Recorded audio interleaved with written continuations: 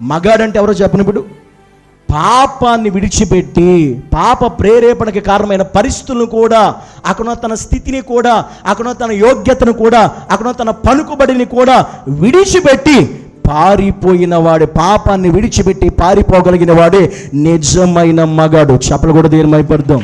అది విషయం.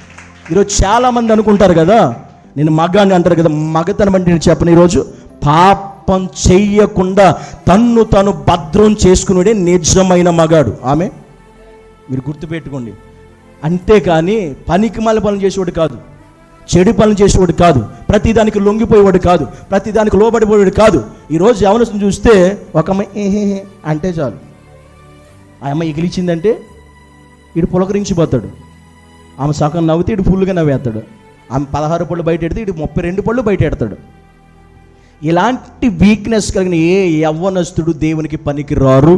గుర్తుపెట్టుకో.